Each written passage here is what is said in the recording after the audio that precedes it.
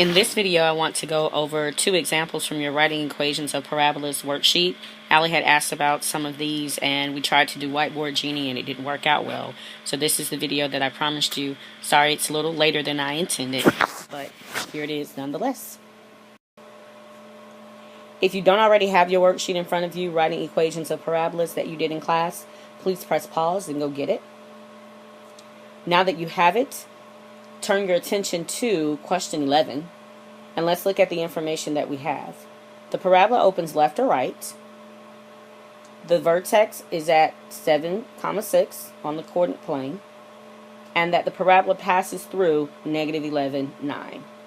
So let's take a look at each of these pieces of information individually and see what we can do in terms of writing the equation of the parabola. First, knowing that the parabola opens left or right is important. It allows you to determine the orientation of your parabola. If a parabola is opening left or right, then that lets you know that this parabola has an horizontal orientation. And once you know that there's a horizontal orientation, you know which of the two standard form equations that you're working with. Which one do you think it is? I hope that you chose the one where your y variable is being squared. Y minus k squared equals 4p times quantity x minus h. Now, that's good information. That's the start with the equation. The second piece of information we have is that the vertex is 7, 6. Well, we know that the vertex comes in ordered pair form. It's h, k. So that means that I have values that I can plug in here for k and values that I can plug in here for h. Let's go ahead and do that. So we have y minus 6 squared equals 4p times x minus 7. So we plug in what we know from the vertex. Now, remember, in order to write this equation, what we usually substitute are h and k and a value for p so we can multiply it by 4. If we look at this second equation here at the bottom, we have h and k, we don't have p. We don't have any information about the distance from the focus to the vertex, or the directrix to the vertex, the focal distance. What we do have, though, is information about an ordered pair that is on the parabola. And what I want you to keep in mind about this equation is that this equation is for any ordered pair that is on the parabola, which is why we have those generic coordinates x and y.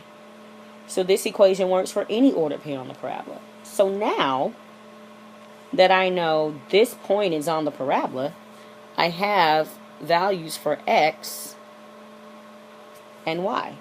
And now I can substitute these values back in for this equation. So let's do another substitution. We have y, which this time is 9 minus 6 squared equals 4p. Get that p right there.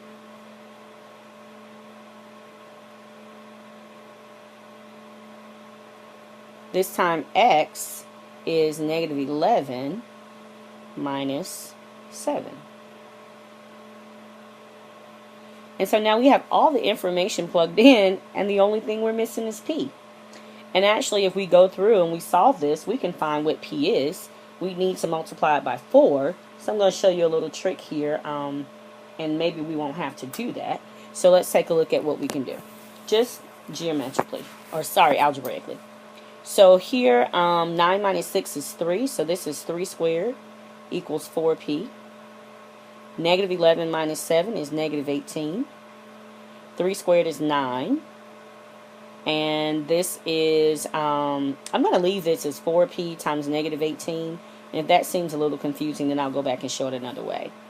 Now keep in mind, what I'm looking for is the number that goes here for 4p. And notice that I have 4p here already. So if I want to get 4p all alone, I need to divide by this negative 18. So that's what I'm going to do. I'm just going to divide both sides by negative 18. And that tells me that 4p equals negative 1/2. So now, remember what we're trying to do. We're trying to write the equation in standard form. In standard form, the only thing I substitute for, again, are the h and the k, but also the 4p. Now I know what 4p is, I should be able to write the equation. So my equation is y minus k, which is 6 squared, equals 4p, we found that down here, negative 1/2 times x minus h, which was 7. Now, on your answer sheet, it gave you everything in a different form. But remember, we want to write everything in standard form. So this is the equation for that. And I just put the graph up here. Sometimes when you're thinking through, it helps to put things out on a grid. So one of the things you could have looked at was, maybe 7, 6 is here. And that's the vertex. And negative 11, 9 is out up here a little bit. And so trying to determine whether this thing opens left or right, it can't open to the right if the vertex is here and a point passing through is here. It can't go to the right and pass through that point at the same time. So that means this has to be a vertex that opens to the left, and that justifies the fact that our 4p is negative. Now take a look at question 21. This one tells us that this parabola has a vertex at 10, 0.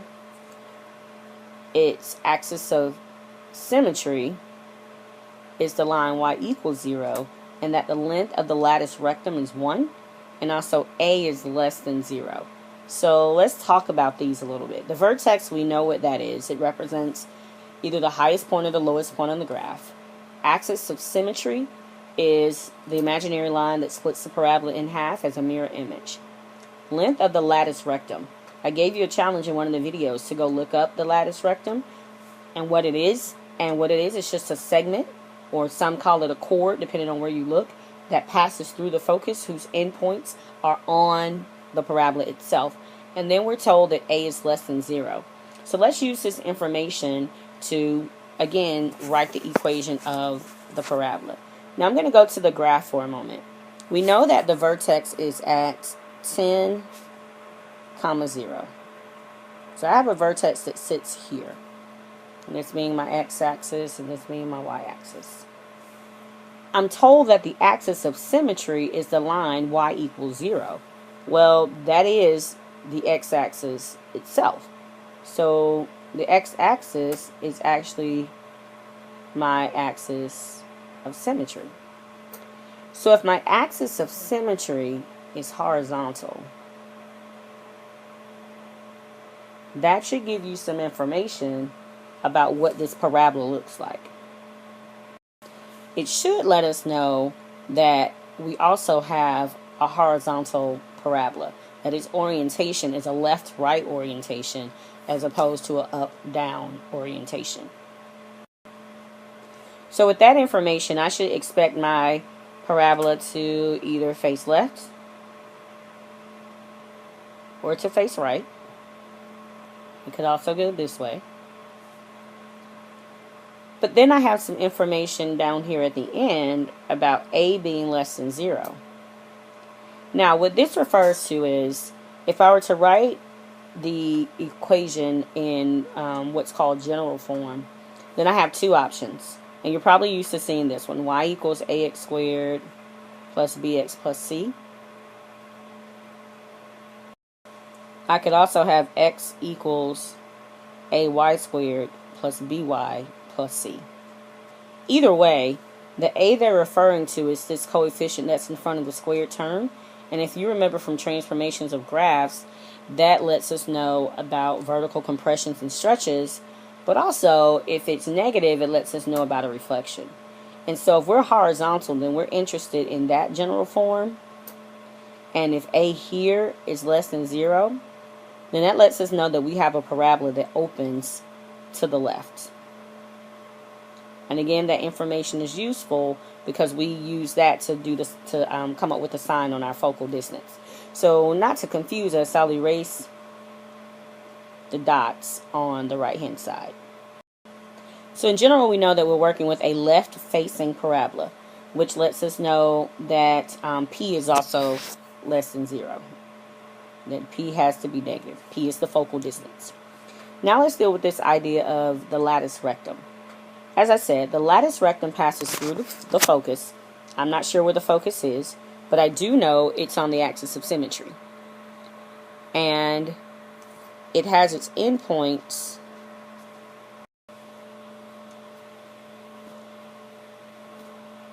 so the lattice rectum, again, has endpoints here.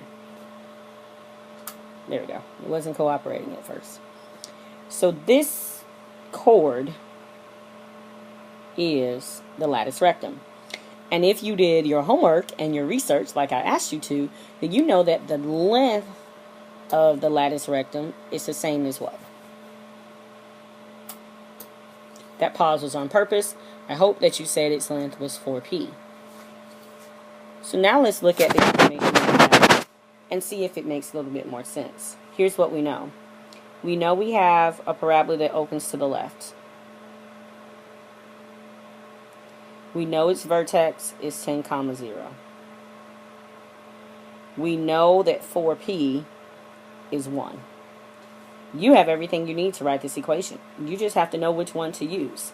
Now, the equations I showed you down here are general form. We don't use those. We use standard form. So it's either going to be an x minus h squared equals something or y minus k squared equals something.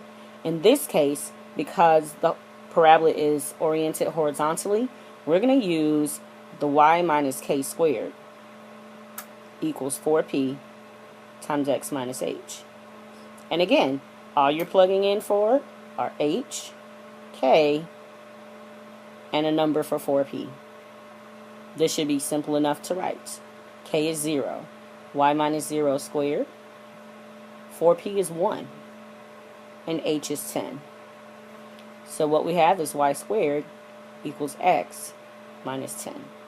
Again, on the answer sheet that I posted, they're giving you answers in general form. We want our answers in standard form. Make sure you are writing your answers in standard form. Now, Allie also asked about 15 and 16. Those are not possible to do right now until we've studied matrices. So we'll actually be bringing back those problems to help talk about how to solve a system of equations using matrices, and we'll use writing equations of parabolas as examples of those. I really hope this was helpful to you. Please remember to post questions this weekend so that I can get ready for Monday, and enjoy the rest of your weekend.